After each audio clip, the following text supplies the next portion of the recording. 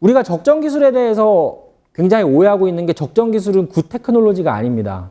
그 사회 문화적 수준에 맞는 걸 적정 기술이라고 얘기를 한다라는 거죠. 그래서 이런 부분들. 그 다음에 이제 우리가 사회적 혁신이라고 하는 거를 이거는 제가 보니까 강성용 그 팀장님 자료에 있는 것 같아요. 이게 사실은 그 송희진이라고 하는 우리나라의 소셜 이노베이션을 국가 정책으로 끌어올린 연구자가 한 명 있습니다. 스태피에 있는 박사님인데 그분이 이제 자기의 논문에 썼던 내용들 중에 일부가 이제 사회식 기술 시스템 혁신이라고 하는 거예요. 그래서 기술이라고 하는 거는 기본적으로 사람의 필요에 의해서 만들어진 거니까 사회적 가치와 때려야 뗄 수가 없는 관계를 맺고 있다. 그래서 하나의 어떤 목표가 있으면 예를 들어서 여기서 빨간색 나와 있는 거는 기술 시스템이죠. 그다음에 나머지 하얀색은 사회 시스템입니다. 그래서 이런 것들이 막 파생되어 가면서 뭔가 하나의 기술 개발을 위해서 필요로 하는 다양한 사회적 시스템에 대해서 마인드맵 같이 이렇게 그려보는 겁니다. 그래서 이런 방법론들이 사회적 혁신을 위해서 쓸 수가 있고요. 두 번째는 아까 기술기획 얘기를 했는데 사회기술기획입니다. 이건 뭐냐면 사회적 혁신이 가지고 있는 가장 큰 차이점은 우리가 어떠한 사안을 바라볼 때 우리가 일반적인 기술 혁신은 수익성을 제고하기 위해서 또는 기존의 제품이 제공하지 못하는 가치를 제공하기 위해서 새로운 형태의 프로덕트를 만드는 건데 사회적인 혁신은 대신에 사회적으로 첨예하게 갈등하고 있는 문제를 해결하기 위해서 또는 이해관계자들 간의 특정한 사안에 대해서 관점이 다를 때 그걸 조정하기 위해서 그래서 사회기술기획에서 항상 하는 얘기가 서로 사회 문제를 구체화하고 이해상충 관계를 파악을 하는 겁니다. 그래서 예를 들어서 발전소를 하나를 짓는데 발전소 지어야 돼요. 전기가 모자라니까. 근데 어떤 사람이 이 발전소 때문에 짜증이 나고 어떤 사람들은 이걸 해가지고 보상을 받고 싶거든요. 그럼 얘들 사이에서 어떻게 중재를 할 것이냐 이런 부분들이 사회적 혁신에서 굉장히 중요한 겁니다. 두 번째는 이거는 팀 과제로도 제가 이제 얘기를 했는데 백캐스팅이라고 하는 개념입니다. 전통적인 기술 예측은 포캐스팅입니다. 앞으로 나아가는 겁니다. 포캐스팅을 하기 위해서 하는 게 기술 로드맵입니다. 근데 모든 기술 로드맵은 문제가 있습니다. 가장 큰 이유는 용두사미격이라는 거죠. 자꾸 뒤로 갈수록 자신감이 없어져요. 내가 30년 뒤로 어떻게 예측을 해요? 또는 막 얘기하다가 갑자기 나도 막 틀리게 얘기하는 것 같고. 그런 문제들이 걸려있기 때문에 포캐스팅은 항상 뒤로 갈수록 자신이 없어집니다. 근데 백캐스팅은 이거는 전문가들이 뭐라고 얘기를 하냐면 미리 배수진을 치는 거예요. 예를 들어서 2020년까지 우리 회사에서 예를 들면 이건 실제로 있는 사례입니다. 2020년까지 우리 회사의 모든 직원들의 최저임금은 7만 달러로 내가 연동시키겠다. 실제로 미국에 있는 신용결제 서비스 회사가 한 건데요. 그거를 위해서 예를 들어서 2020년에 이걸 한다. 그럼 2018년엔 뭘 해야 되고 2015년엔 뭘 해야 되고 10년에 뭐 해야 되고 지금 뭐 해야 되고 이런 식으로 역추식으로 오는 거예요.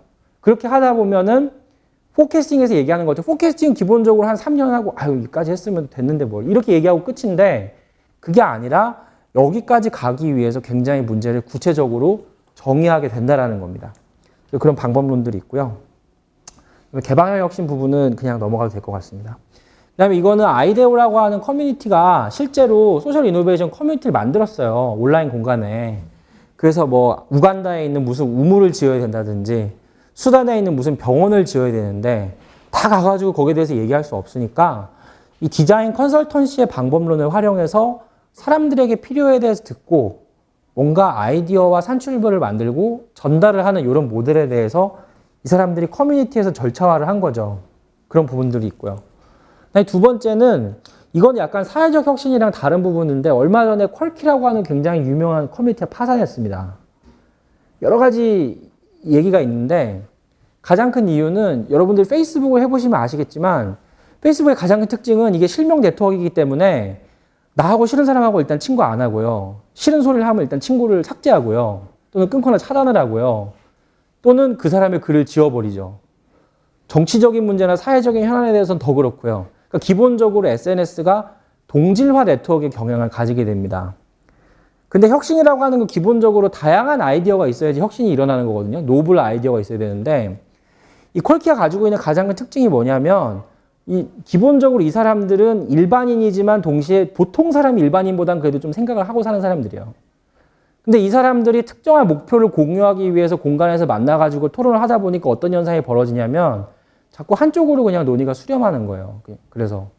그래서 자기들이 좋으면 좋고 싫으면 싫고 이런 식으로 논의가 수렴하게 되니까 그 다음에 어떤 현상이 벌어지냐면 어떤 아이디어를 가지고 어떤 사람은 A라고 얘기하고 어떤 사람은 B라고 얘기를 하면서 비판적으로 검증을 해줘야 되는데 그 검증의 기능이 커뮤니티 안에서 상실이 됐다는 겁니다. 이건 처음에 개방형 혁신 커뮤니티 얘기할 때는 생각을 못했던 것들이에요. 오히려 안 그럴 줄 알았는데 그런 부분들이 있다라는 거죠. 그리고 또 우리가 사회적 혁신에서 잘 이용하기 좋은 것 중에 하나가 이스팀 방법론이라고 하는 겁니다. 이것도 팀 과제로 나가는데요. 이거는 원래 뭐에서 만들어졌냐면은 아까 얘기했던 발전소나 또는 어떤 그런 굉장히 중요한 인프라를 지역사회에 설치해야 되는데 거기에 대해서 이해관계자들이 각각 다른 생각을 합니다. 그래서 체계적인 툴 박스를 써서 새로운 프로젝트를 모두가 공감할 수 있는 수준으로 만들어 가는 거죠. 그래서 여러분들 한 사람 한 사람이 한 명의 전문가가 됩니다. 컨설턴트가 됩니다. 그리고 또 다른 사람이 프로젝트 책임자가 되고요. 그래서 어떤 현안에 대해서 충분히 토론을 하고 둘이서 뭔가 이 사회적 배경에 대해서 지도를 만듭니다. 그 다음에는 뭘 해야 되냐면 첫 번째로 이 상태로 갔을 때 10년 뒤에 우리 사회는 이렇게 변할 거다라고 하는 밑그림을 먼저 그려요. 그 다음에는 이거를 가지고 이거는 사회적 혁신, 이스팀에서 제일 중요한 건데 이걸 쓴 거를 각각 사람들에게 보냅니다. 보내고서 너는 여기에 대해서 어떻게 생각하냐 또는 여기에 대해서 너는 어떻게 반대하냐 이런 것들을 물어봅니다. 그럼 그걸 바탕으로 다시 A라고 하는 사람은 이 사안에 대해서 이렇게 반대했고 저 사람이 이렇게 찬성했고 이런 그림들이 그려지게 되죠. 그러면서 뭔가 비전이라는 게 만들어집니다. 그 다음에 이제 생각하는 거는 갈등 현안들에 대해서 정리를 해야 됩니다. 기본적으로 사회적 혁신이라고 하는 거 아까 말씀드렸던 것처럼 사회 현안이라고 하는 건 특별히 이게 돈을 많이 번다든가 조직이 생존한다든가 이런 문제가 걸려 있는 게 아니라 눈에 보이지 않는 성과를 잡는 거기 때문에 사람들마다 다 생각하는 게 다 다릅니다. 그래서 그런 부분들을 어떻게 조정할 것이냐. 그 다음에 다양한 액션 플랜을 짜라. 그리고 워크숍을 해라. 다 모여가지고 예를 들면은 우리가 서비스 디자인에서 얘기하는 전이맵 같은 걸 그릴 수도 있고 아니면 서로 난상 토론을 하면서 정말 제가 저렇게 생각했단 말이야 이렇게 확인할 수도 있고 그런 것들에 대해서 합의를 하고 마지막으로 잘 우리가 열심히 토론했으니까 우리는 이 문제에 대해서는 이렇게 행동하자라고 하는 가이드를 정합니다. 그래서 실제로 독일이나 네덜란드나 이런 사회 에너지 마을 같은 것들 그러니까 이제 에너지 시설을 설치해야 되는데 그게 정말 위험하다라고 얘기하고 사람들이 봤을 땐 이걸 통해서 우리가 뭘 얻을지를 잘 모르겠는데 합의는 해야 될 때 이런 이스팀 방법론을 전문가가 사용해서 문제 해결을 하는 겁니다.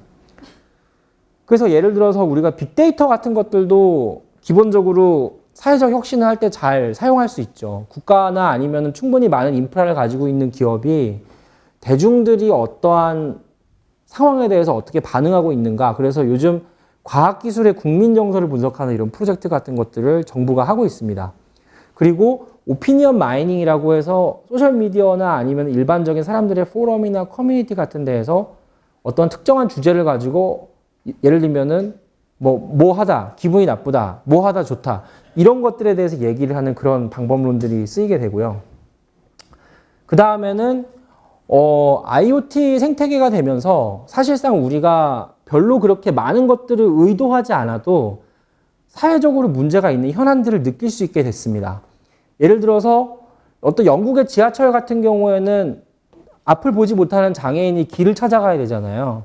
근데 어떤 자기가 가지고 있는 스마트폰이나 그 주변에 있는 비콘 같은 센서를 활용해가지고 위치를 소리로 듣게 하면서 갈 수 있게 하는 그런 뭔가 소리의 지도를 만들어주고 있고요. 또 다른 거는 땅바닥을 예를 들어서 우리가 대인질의 문제를 해결해야 되는데 다들 하는 얘기가 대인질에 내 주변에 없으니까 정말로 이걸 해결해야 될까라고 하는 데서 의구심을 가지게 되는데 땅이 움직이는 그런 것들을 우리가 경험을 해보는 거예요, 실제로. 그러면서 뭔가 지뢰 문제 해결에 대해서 동참하게 되는 뭐 이런 것들에 대해서도 생각을 해볼 수 있고요. 그 다음에는 게이미피케이션이라고 하는 것이 있습니다. 이건 이제 실제로 우리가 사회 문제가 있고 그것들을 어떤 현안으로 우리가 만들어서 가상의 시나리오로 게임을 해보는 건데 이거를 이제 우리나라 전문가들은 대체현실 게임이라고 얘기를 합니다. 그래서 실제로 이 대체현실 게임의 효과에 대해서 연구하는 공학자들이나 커뮤니케이션 전문가들 이런 사람들이 굉장히 많이 있고 그 과정 속에서 어떤 UX적인 요소들을 강조해 주는 것이 사람들로 하여금 더 사회적인 문제에 민감하게 할 거냐, 그런 거에 대해서 하기도 합니다.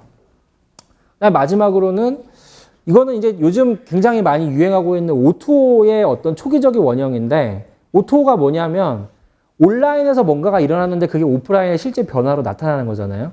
대표적인 사례가 라인 프렌즈 같은 거, 막 그런 라인 스토어 같은 거. 우리가 온라인에서만 볼 수 있었던 거를 오프라인에서도 볼 수 있게 한다는 거.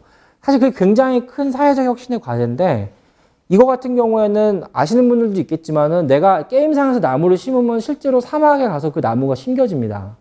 그러면서 그 나무가 자라는 것도 우리가 확인할 수 있게 되고. 근데 이게 그 나무를 심는 게 굳이 내가 이거를 사막에서 나무를 심어야지 하고 하는 게 아니라 재미있는 게임을 하다 보면 의도하지 않게 내가 새로운 경험을 하게 되는 거예요. 그래서 이런 형태대로 사용자가 부지불식간에 사회적 혁신에 참여하게 되는 이런 모델들도 나올 수가 있게 됩니다. 그래서 마지막으로 우리가 이제 생각을 해보게 되는데요. 오늘 이제 이분이 이제 완전히 돌아가셨죠. 그 혁신의 민주주의 개념을 결합한 게 사회적 혁신이다라고 얘기를 합니다. 그러면서 새로운 기술의 발견보다도 기존 기술의 재조합을 통한 사회적 문제 해결에 초점을 맞추는 게 사회적 혁신이다라고 얘기를 하고, 그다음에 제가 왜 이 김영삼 전 대통령의 사진을 가지고 왔냐면, 우리나라에서 과학기술 정책에 과학자가 본질적으로 참여할 수 있었게 된 게 김영삼 정부 때부터라고 얘기를 해요.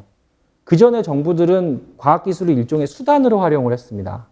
그래서 과학자들이 실질적으로 사회 문제 해결이나 어떤 과학 정책에 대해서 발언하고 참여할 수 있는 기회가 없었고, 객관적으로 거기에 대해서 검증할 수가 없는 상태가 굉장히 많았거든요. 근데 과학자들이 실질적으로 어떻게 보면 한 단계 끌어올려가지고 그 사람들을 정보에 참여할 수 있게 해주고, 그 사람들이 국민을 위해서 뭔가 할 수 있게 해줬다. 그건 어떻게 보면은 나름대로의 김영삼 대통령의 업적이다. 이렇게 생각을 하고요. 근원적으로 사회적 혁신은 아까도 말씀드렸던 것처럼 혁신이라고 하는 거는 내가 기업에 돈을 번다, 또는 조직이 생존한다, 국가가 경제 성장한다, 이런 목표가 있지만, 사회적 혁신은 그런 혁신 모델이 굉장히 불분명합니다. 그렇기 때문에 사람들을 하나로 통합할 수 있는 혁신 리더십이 사실은 필요합니다. 그래서 멀건이나 이런 비영리기관 단체인들이 하는 일들이 다 그런 혁신들을 조직화해 주는 거죠. 그런 지속성이 있다라고 하는 거고요. 그래서 제가 생각하는 건 크게 두 가지입니다. 네. 이 업데이트된 파일이 따로 있고요. 네. 그래서 그 업데이트된 파일 갖다가 아마 이거 여기다 안 올린 것 같으니까 업데이트된 파일을 갖다가 올리도록 하죠. 네. 그래서 그 첫 번째는 우리가 최근에 등장하고 있는 IoT 기술이나 다양한 센서나 이런 것들을 활용해서 부지불식간에 사회적 혁신에 참여하는 사례 같은 것들을 우리가 한번 써보자. 아까 대체현실 게임이나 지하철에서의 위치 기반 센서 같은 것처럼. 두 번째는 아까 제가 설명해드렸던 백캐스팅이나 이스팀 방법론을 활용해서 지금 하고 있는 기술 경영상의 프로젝트들을 사회적 니즈에 맞춰가지고 할 수 있는 방법은 어떤 게 있는지 고민해보자. 그래서 이 두 가지입니다. 그래서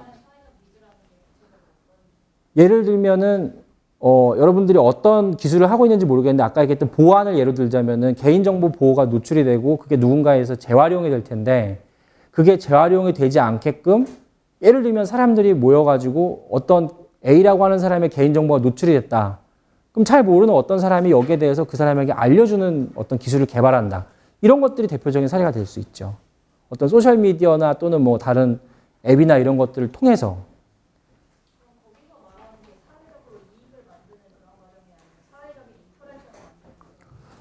인터랙션을 만드니까 이익이 만들어지는 부분이 있는 것 같아요. 네. 그런 거를 어떻게 보면 촉진해주기 위한 방법론이 사회적 혁신이라고 하는 거고, 그 과정에서 어떤 혁신 생태계가 좀 더 지속 가능해진다. 이런 얘기들을 하고 있는 겁니다. 네. 자, 우리 짧은 시간 동안 사회적 혁신에 대해서 넓게 이렇게 또 아주 생각 있게 얘기를 해주신 우리 최현진 박사님.